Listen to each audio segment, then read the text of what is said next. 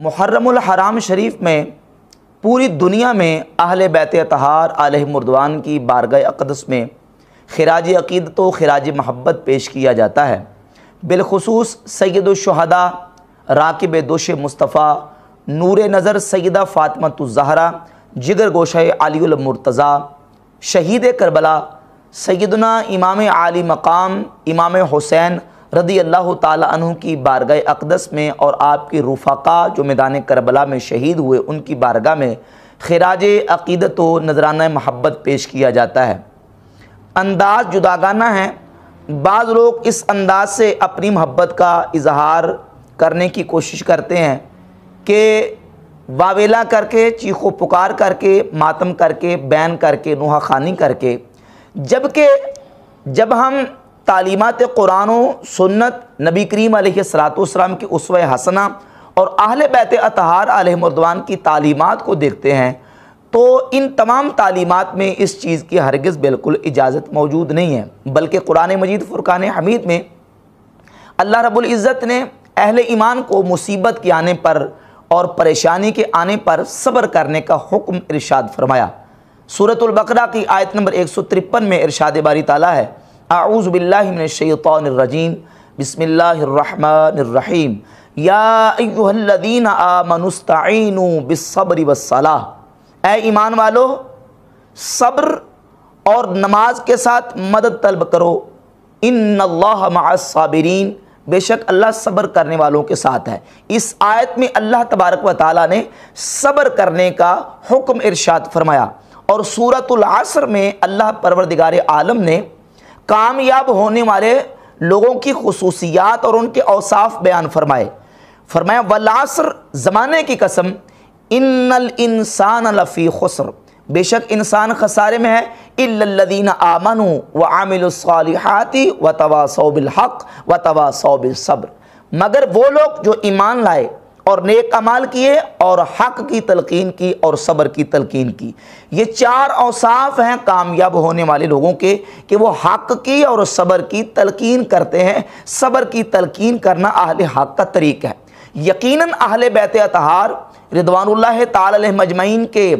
بزرگان اور آئمہ وہ قرآن مجید فرقان حمید کے مطابق مصیبت اور پریشانی کے آنے پر صبر کا عملی نمونہ پیش کر کے انہوں نے بالخصوص امام علی مقام امام حسین رضی اللہ تعالیٰ عنہ اور آپ کے رفقا پر جو میدان کربلا میں ظلم و بربریت کا ایک پہاڑ توڑا گیا، اس پر بھی امام علی مقام رضی اللہ تعالیٰ عنہ نے صبر و استقامت کا مظاہرہ کیا ہے۔ اس میں کوئی ایسی بات نہیں جو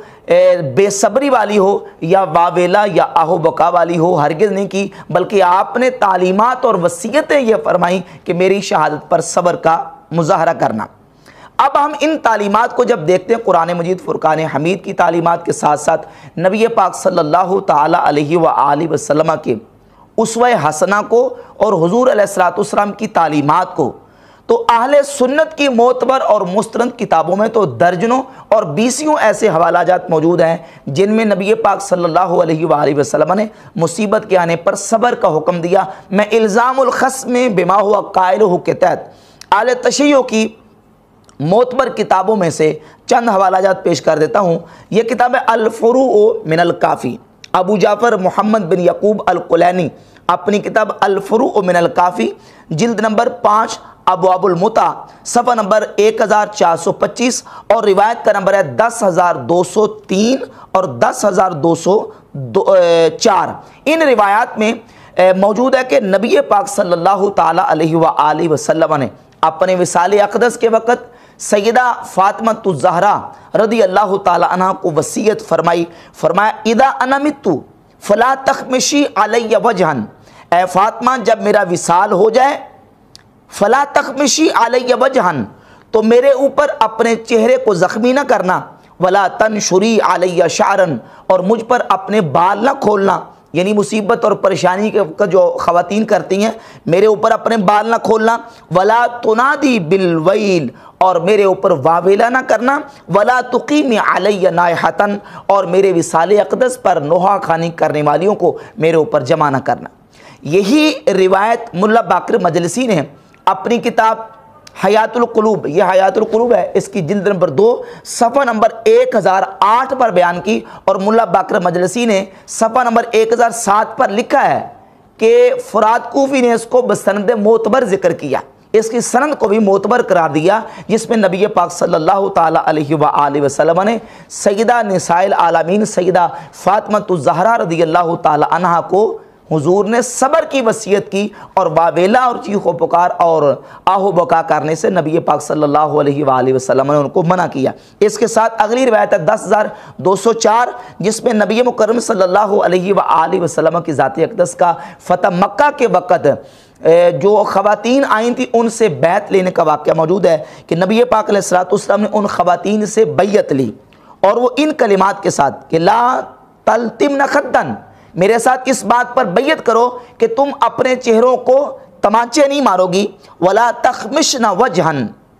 اور اپنا چہرہ زخمی نہیں کرو گی، ولا تنتفن شعرن، اور اپنے بال نہیں نوچو گی، ولا تشققن جیبن، اور اس بات پر میرے ساتھ بیعت کرو کہ تم اپنے گریبان نہیں پھاڑو گی، ولا تسودن ثوبن، اور غم اور پریشانی اور مصیبت کے وقت کالے کپڑے نہیں پہنو گی، ولا تدعین بویل، اور واویلا نہیں کرو گی، فبایعہن رسول اللہ صلی اللہ علیہ وسلم علی ھذا، اس بات پر نبی پاک صلی اللہ تعالی علیہ وآلہ وسلم نے ان سے بیعت لی، ان خواتین سے، کہ تم مصیبت کے آنے پر اس طرح کا کوئی کام نہیں کرو گی۔ تو نبی پاک صلی اللہ علیہ وآلہ وسلم کے اسوہ سے، حضور کی تعلیمات سے، جو اہل تشیع کی کتابوں میں موجود ہے، پتہ چلتا ہے کہ مصیبت کے وقت صبر کرنا چاہیے، اور مصیبت کے وقت اس طرح کا واویلا اور آہ و بکا اور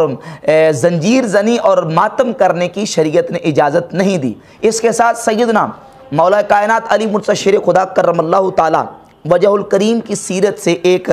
حوالہ اور آپ کے جو تعلیمات ہیں ان سے ایک حوالہ پیش کرتا ہوں۔ یہ کتاب نہج البلاغہ، اہل تشیع کے ہاں مولا علی کے جو مشہور خطبات ہیں ان میں سے خطبہ نمبر 232 ہے۔ نبی پاک صلی اللہ علیہ وآلہ وسلم کے وصال اقدس کے وقت سیدنا مولا علی کرم اللہ تعالی وجہ الکریم نبی پاک علیہ السلام کی بارگاہ اقدس میں حضور کے سامنے کھڑے ہیں اور عرض کرتے ہیں، یا رسول اللہ صلی اللہ علیہ وسلم، ولولا انکا امرت بالصبر ونہیت عن الجزع لانفضنا علیک ماء الشؤون، یا رسول اللہ اگر آپ نے صبر کا حکم نہ دیا ہوتا،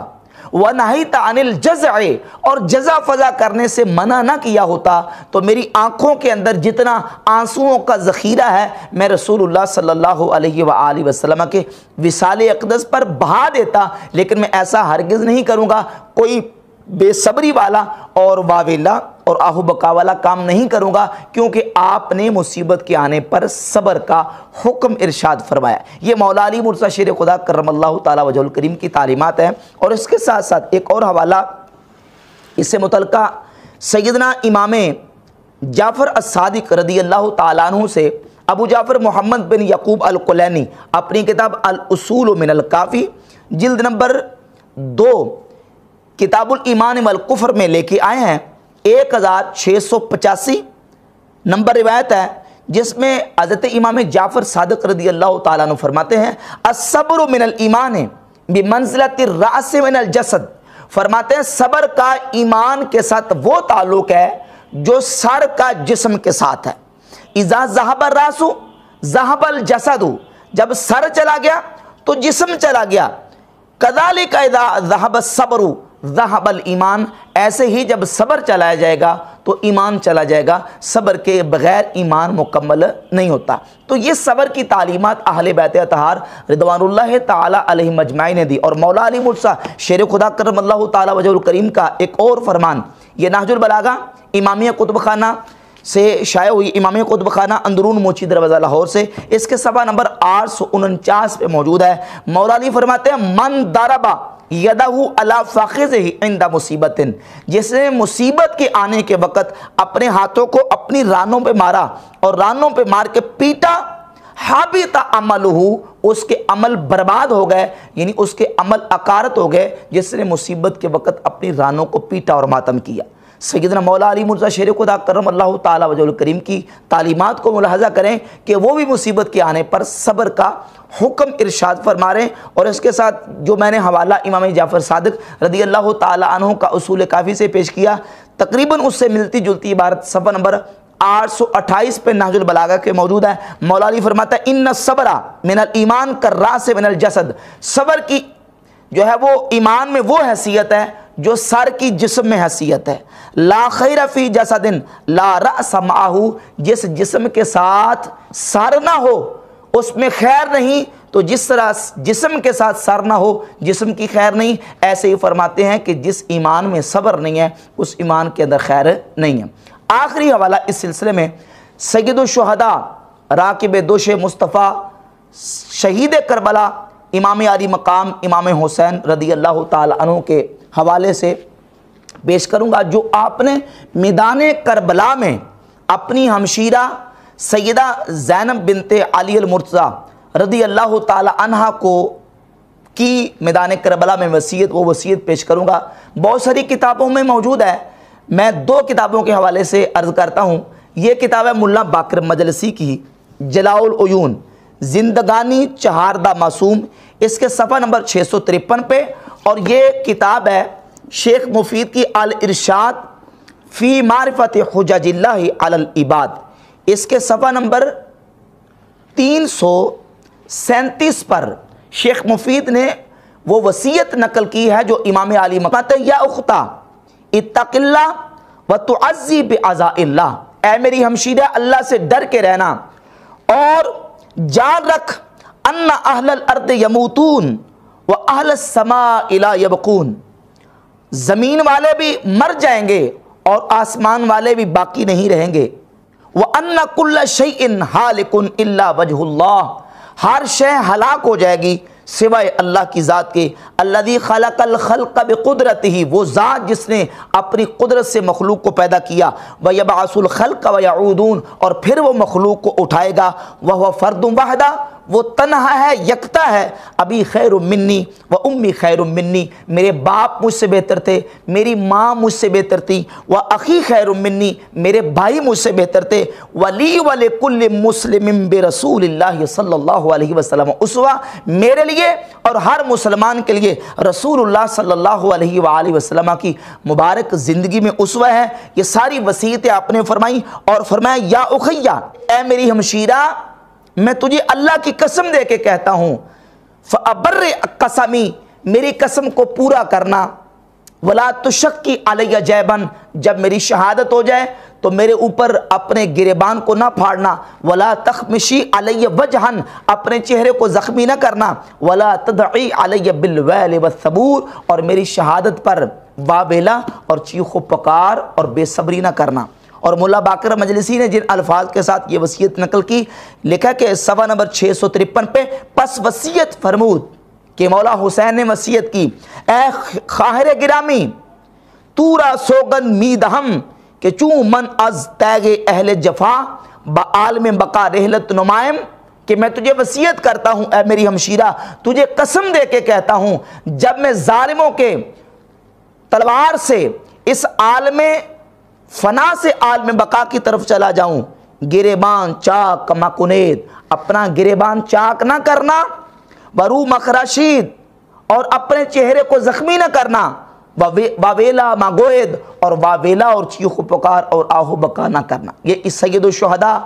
شہید کربلا امام علی مقام امام حسین رضی اللہ تعالی عنہ کی وصیت ہے جو میدان کربلا میں آپ نے سیدہ زینب رضی اللہ تعالیٰ عنہ کو کی۔ تو یہ ہیں تعلیمات اہل بیت اطہار رضوان اللہ تعالی علیہم اجمعین۔ ہم کہتے ہیں کہ اہل بیت اطہار کی عظمت بیان کرو، ان کی شان بیان کرو، ان کے فضائل و مناقب قرآن و سنت پڑھ کے بیان کرو، ان کی خستہ حالیاں، ان کی بے چارگیاں اور ان کا بے اختیار ہونا ثابت نہ کرو، اس انداز سے ان کا ذکر نہ کرو جسے ان کی خستہ حالی اور بے چارگی کا نعوذ باللہ جو ہے وہ بیان کیا جائے، بلکہ یہ بیان کرو کہ امام حسین میدان کربلا میں حق پر ڈٹ گئے، صبر و استقامت اور جرأت و بہادری اور ہمت کا مظاہرہ کیا ہے۔ اس انداز سے ذکر اہل بیت کرو، اور یقیناً قرآن و سنت کی تعلیمات اور اہل بیت اطہار کی یہی تعلیمات ہیں جس پر اہل سنت و جماعت بحمد تعالی عملاً کاربند ہے۔